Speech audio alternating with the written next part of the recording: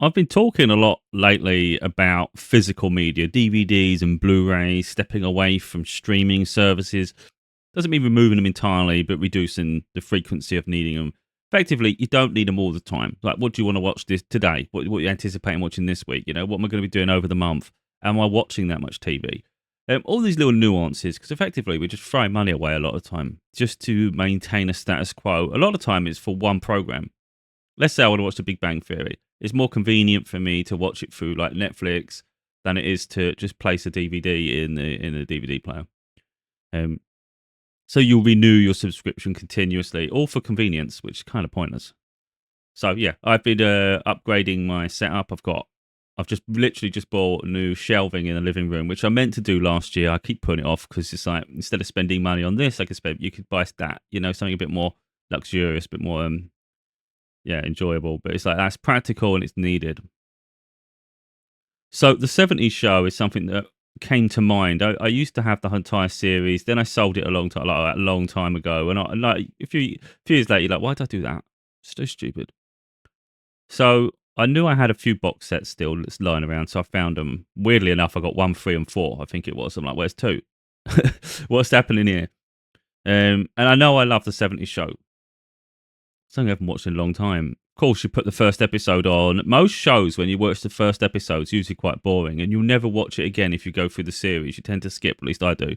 If I watch Friends, I skip the first two series. They're completely poor quality compared to the ones that come after. For me, it was irrelevant. But with the '70s show, the first episode's absolutely incredible. You're sort of smiling and laughing almost immediately. They're so relatable. That's what it is. So anyway, the reason I talk about the '70s show is because I've always loved it. I was late getting into it. People talk about it way before I started liking it, and then I started enjoying it. I think early 2000s. I can't remember when it came out, to be honest, but yeah, once I got hooked, I was hooked. And in the UK, it's quite frustrating because I was on a Reddit today, just googling '70s show stuff. It's getting annoying. But in America, it's apparently really easy to buy the box set, to get the discs, and all sorts of stuff, and even watch it on streaming services. I don't know. But on the UK, it's near impossible. They don't print it anymore, so you can't buy it new. That's impossible. It's not on any. It's not licensed on any streaming services, even to buy. So you're like, this is ridiculous. So the only way to actually watch it is to buy the box sets yourself, and that's becoming harder. The prices for the box sets themselves are reasonable, but they're becoming far more scarce. And like I say, if they're not being printed anymore, eventually everybody's going to have it in their homes who wanted it, and anyone that wants it after isn't going to be able to have it. That's going to be an issue because, to be honest, I think it's that great. I wouldn't even care how much it's worth. It could be worth £1,000 in the future. I'm not selling it. I own it. I'm keeping it. I want it. The value, price becomes irrelevant. It's like, what content do I want to watch? I can't understand why it's not on the streaming platforms. But anyway, I'm comfortable talking about it now because I literally have ordered the ones I need and I already own the others. I was a little hesitant to talk about it in advance because I've literally just placed an order for my daughter, even though I don't even know if she's gonna like it. But like I said, it's so relatable. I think she'll love it. And it was like I was going to buy the first season and see how she gets on. But I thought, by the time we start from season 1 to season 8, it's going to be quite an expensive pattern to do one at a time. It's doable, but you're never going to finish with one. I guarantee anybody watching it, most people watching it, is going to steamroll through this, and they're going to want to keep watching. So yeah. So now, what I'm saying is, now is the time to grab it while you can. It's not if you just got to keep hunting. They're available, but like I said, the quantities are quite low. They're on eBay, but the problem with eBay is sometimes they have quite high delivery fees. And I think per box set, that's adding up fast. So if you look here in the UK, we have two major used platforms that you can rely upon, because they've got customer services, you've got returns, they're proper companies. One is Music Magpie, the other is CEX. So if I was trading anything in, if I can't be bothered to sell something directly and I want to trade it in, it was CEX you go to. They've got a store. You can go there and you can do it online. Music Magpie is all online. So I wouldn't necessarily, and their trading values are quite low. So I wouldn't sell to them, but I definitely buy from them because a lot of their products, they actually do like offers on some things. So like maybe they're doing Blu-rays and it's like, or DVDs and it's 4 for a fiver. It's like, wow, that's cheap. because you're bundling them together, you're getting the value, which is what I've done recently with a lot of Blu-rays. But without going too far off, see, the prices independently are not bad, but it's weird how they fluctuate so much. Again, I think it comes down to the rarity of the box set themselves. It must do, because they've all got a similar amount of, or if not the same amount of discs per box set. So season 1 at the moment is becoming like £7.48. I think they've only got like 3 in stock, but the others are only in short supply. Look, season 2's only got 5 in stock. Season 3, 5. Season 4, 3. Season 6, 3. Season 7, literally last one. Like I say, the prices themselves, not too bad, considering this is going to last years. And when you own box set like this and maybe get a few other box sets, now all of a sudden you don't need these platforms. You can dip in and out. Let's say a new series comes out, you can just get it for the month and then cancel the subscription. That's literally what it's going to be like, and that's what it's like for me. I'm recognising I don't need the TV just running all day if I'm not watching anything on it. There's no point. It's a habit. I don't need that habit, so you forgo the need to subscribe to things, to have it completely plastered all over your TV. But anyway, that's £36.51. But within this one, it's missing season 5. They don't have it in stock. And they don't have season 8. Now, I've done a bit of research on season 8 because I'm not sure if I ever watched it. I can't remember what I've owned in the past. But season 8 doesn't, the main guy in it is not in season 8. And I'm like, is it relevant? So it's a lot of people are like, it's caused a bit of conflict. Some people say, well, you should just watch it all anyway. Get it, watch it all. Others are saying it should have finished with 7. So me personally, I'm thinking of just finishing it on 7 because sometimes I think shows go further than they should. I don't need to know what happens if it's irrelevant, So I might just let it end how I want it to end on 7. Saves me some money as well.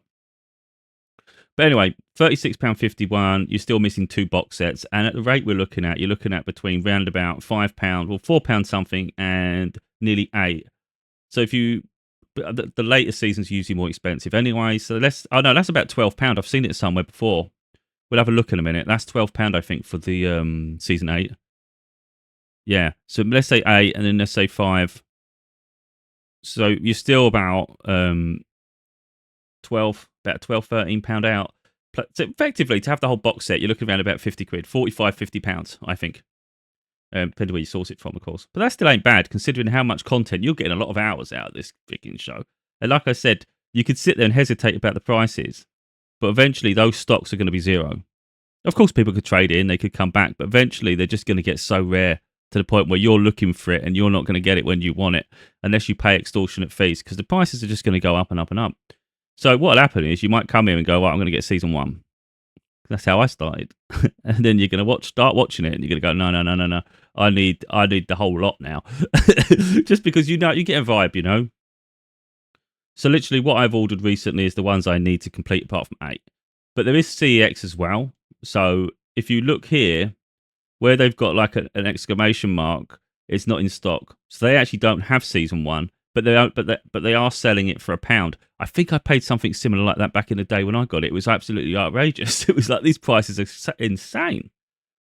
But it looks to me like they've got the others in stock. So they're quite cheap.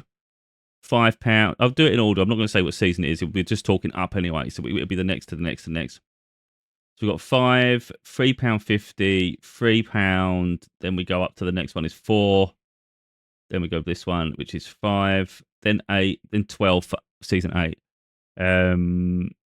Not really sure what the maths are on that, but it's going to be a lot of money anyway. But even then, you can get it delivered to your local store for free, or you can have it delivered to you for a fee. But either way, it still adds up. And like I said, within that one, you literally. Oh, so where's season 5? Oh, so okay. So you could dip in and out. You could get the ones you need from Music Magpie, and then you could go CEX and get the rest, or just do baskets, see which one's got. But I'm telling you now, the stock is short supply. They're not a lot. So what I've done to forgo all that, I'm like, you know what? I don't know if my daughter's definitely going to like it, but I love it, and I know I've got no doubt she'll actually fall in love with it. I think she will. I think from the moment they start talking, it's incredible. I think it's great. So I'm like, you know what? Yeah, she's not into DVD. She's grown up like everybody else with the streaming services. But I want her to, like, for instance, she's collecting books. She really likes reading. I want her to have her own little collection of her favourite TV shows and movies physical. She doesn't have to if she doesn't want to. But I think it's just as nice and prestigious to have that in your collection as it is to have a nice book collection, though. So your shelves can be mixed. You know, you can have literally your very favourite shows in physical form. It's nice to have it. It's tangible. It's nice to have the covers and things, you know? You own it. You literally own it. You can watch it whenever you want. No service can remove it. Or if you're obstructed by finances, you don't have to worry about it. You've paid for it once, you own it.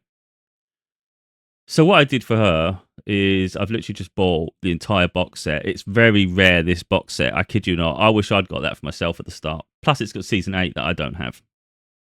But I wanted her to just have the lot. I thought, you know what? I'm just going to treat her to it. And I don't even know if she's going to like it. But I thought, to be honest, if she doesn't like it, that's only cost me £32. We've just seen on CEX. Now, maybe they inflate the prices. They don't inflate that much. CEX, they know the market value. They know how rare this box set is. They're selling it for £95. And I've just paid £32. So I'm thinking along the lines of, if my daughter doesn't like it, I've got a box set that I could easily make a profit on. But because I know the value of it and I know how rare it is, I probably wouldn't even sell it anyway. But I'm really hopeful that she enjoys it and then ends up cherishing it and respect the value of it. You know, it's like, don't throw the discs around and stuff, because this is really rare. And it really is. You can search around all over the place look, you'll find them on eBay, but the prices are going to fluctuate and you're going to get expensive prices. Some people might not have looked after the discs. And like I said, it's just going to become so rare. This is not available. I kid you not. I've looked everywhere for this. I've also got another box set, another show I like, but there's only one season you can get, and that's Rules of Engagement. I think it's called Rules of Engagement. I love it. And you can only get one season here, and that's it. And it's not on anywhere else to stream either. And these are just two examples. That's why I'm fed up with streaming services, because we could become so heavily reliant on them. We're actually forgetting or being ignorant of shows that existed before that are actually incredible. And it's like, we don't get to watch them because they're just not made available to us. So we just dismiss it. And I find it mad. Now, if one of the platforms, of course, was to bring the 70s show back, that's great. And you could say maybe it's pointless me owning it, but not really. I don't need the platform to show me. I've been watching it all this time without them, and I'll continue to watch it without them. And one day they may remove it again. So the reality is, you can't rely on these streaming services, and we're just hemorrhaging money into them. Most of the movies are movies we could own on our collection anyway. There's not that much variety once you start going into it. A lot of it's regurgitated content, and like I say, you can dip in and out of the platforms anyway. You don't have to subscribe every month. But I think personally, start grabbing the physical collections. You're free to watch it whenever you want. No one can ever tell you can't watch this. Do you know what I mean? It's like you need a TV license. You need all this shit. You need to get your subscriptions and all that. No. I'll just put it in the DVD player and just start watching it. That's nice. But like I say, I'm treating her to that. It was a bit of a push for me because I've been spending a bit too much lately on the movies, Blu-rays. I bought way too many Blu-rays, but I couldn't help it. But to be honest, I got them at great value. It looks when I may show it off later. When they arrive, I might just show them. But believe me, they weren't as expensive as they look. One set cost me £15, I think, and the other one cost me £22, I think I spent. But that's a lot of discs I'm getting for that money. So yeah, I will see. But it's crazy how much you can get in the used market at the moment to replace. It's worth doing that, Blu-rays to replace your DVDs. So, for instance, I've just had to. My daughter doesn't even have a DVD player at her home, so I've had to just get her one of those external ones she can plug into a MacBook. But I think that's quite cute. I mean, that's sort of like cutesy things. It's like things teenage girls like anyway, isn't it? It's like, because a lot of them they do that. They live off their MacBooks and stuff. They'd rather watch like shows through that. So yeah, I've just ordered that for her, and then the box set will come. And then she can just start watching that through her MacBook. Of course, she still have the other services as well, but I'm hoping she starts to find shows that really, that maybe not on there, that maybe stuff she'll be interested in, and maybe even just get the physical ones, the ones she loves, and your favourite movies and things like that. And later on, if she watches it enough, I'll upgrade the external DVD drive so it's a Blu-ray drive. It's just a little bit more expensive. I think my one only costs £15. The next one's £50. You could say you might as well buy that straight away, but I'll just take the outlay of this plus the stuff I bought. So let's keep it simple. She can watch this on that, and then later on, if she really gets into it, we can upgrade the rest of the hardware, so she can start watching elevated content. Better bit video quality. But the 70s show is only available in DVD. The other thing to look out for is the fact that in the UK, like for instance, DVD are region locked. Blu-rays. My understanding of Blu-rays is they're not region locked. So if you watch a DVD, you need to make sure in the UK it has to be region 2. I think America's region 4. I may be a lot off now, or 0. I can't remember now. I did have an unlocked DVD player a long time ago that could do both. I don't know. Okay, don't know why I get rid of things, you know. I think we all went off physical media at one point, but yeah, just got to make sure it's region 2. It'll look, the box sets will look like the one I've got here in the picture. It's yellow. You get the blue one, you get the red one, purple one. There's a different styled one, and that's the American version. It looks far more like 70s esque. You know, it's got this weird patterny thing around it. It looks really nice, like a border. That's the American version. So likewise, if anyone's looking up box sets and you're in America, don't get the UK ones. You know, it's just they're not Blu-rays on it. Unfortunately, it was before Blu-rays were invented. But yeah, I don't mind. You get the black bars to the side of your telly. It become, you know what I mean? Like with DVDs, yes, it's inferior to the HD of streaming. It's inferior to Blu-rays. But your eyes just adjust. It becomes less about the quality of the video. It becomes more about the medium and the performances. You know, so it's not even bad. Like I've got freaking Laurel and Hardy. I've got black and white content. I've got Abbott and Costello. I love these comedy duos. They're some of my favourite things from the past. I collect all that. I've got the Munsters. I've got Sergeant Bilko. The original Sergeant Bilko. Oh, I can't remember his name now from the top of my head. Oh, he deserves to be remembered. Well, the box set's downstairs. That's bothering me now. It's playing with my head. But I collect all these things, you know. I like all the old stuff. And Norman Wisdom. I don't know if Americans know Norman Wisdom, but he's funny as hell. It's a bit like Jerry Lee Lewis, but I think funnier. And yeah, so it doesn't really matter, does it? It's more about the quality of the content. And the 70s show for me is timeless. It's absolutely incredible. It's up there with the Big Bang Theories. It's up there with the Friends, all those things. It's so relatable. You will literally laugh, but you'll also feel embarrassed for them sometimes. But it's so great. And the other thing I want to take before we wrap up, I know it's been really long and I can't help myself. I do this. I'm a talk on. I understand maybe some people would want to cancel the 70s show. That 70s show. I call it the 70s show. Because, is it Donnie Masterson? I know his name's Masterson. Because of his history, I think there was, I don't want to say it, but he's in jail for something. And I don't know how to delicately say it, but you know, and then there are hints around Ashton Kutcher about his character and all this. And of course, he's married now to Mila Kunis, who's also in it. So you've got 3 characters effectively from this program who there's question marks around. One's in jail. And yeah, you know, I can understand. Maybe that's why I thought maybe it's not available in the UK. Maybe there's an issue with the cast, but then I found out it's available in America. So it hasn't been cancelled in that sense. But what I would say is, if people were thinking about cancelling it for that reason, I understand, but it would never make me not enjoy the show. I see the innocence in the show. For me, it's before they got corrupted, if you like. You know, this was before the height of their fame. This was where their star was starting to shine. You know, it's a different time, and I can separate people independently of a performance, because the other side is it's incredibly funny. It's an incredible show, and I think wiping things from history because of incidents, I think, is a very concerning stance to take. You know, you can hold people accountable, but you don't have to discredit everything that was created from them. I don't agree with that. You know, it's not going to taint the show for me. I love the show, and I'll always love the show. So I'm just saying that. Plus, I think it's not fair on the other cast members. Imagine performing and you do something absolutely incredible, and it gets cancelled because of the performances, the people involved, other people involved. It's not fair. But but beyond all that, it's more the fact that I absolutely love the show. And doesn't matter. It's not saying it doesn't matter what someone does, but it's regardless of what someone else has done in their private life. It doesn't affect my take on the show. There is something questionable that I don't really know why they did it. For instance, the relationship between Kelso and how can I not remember the name? But anyway, the girlfriend, Mila Kunis.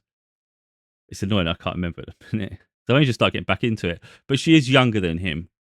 And at their age, they're teenage years. I think she's maybe 14, 15, and he's maybe 16. I can't remember. I don't know the exact age groups of what their characters are, but it's questionable. And I think that's really risky. Now, I don't know what the 70s were like. Was that something that was happening in the 70s? Are they depicting what it was like?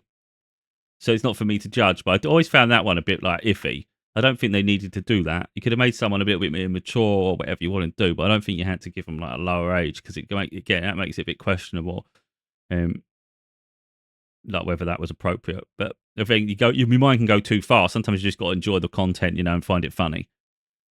But anyway, I think the '70s show's great, and like I say, I love it that much. I'm trying to get my daughter to see it because I think she would absolutely fall in love with the show. Yeah. I think the trouble is sometimes you put too much pressure because you think it's so great, someone else feels they've got to love it. And if they're not getting it in the first few seconds, they think, oh, no. But I wouldn't force her to like it if she doesn't like it. But I think she absolutely fall in love with it if she gives it a chance.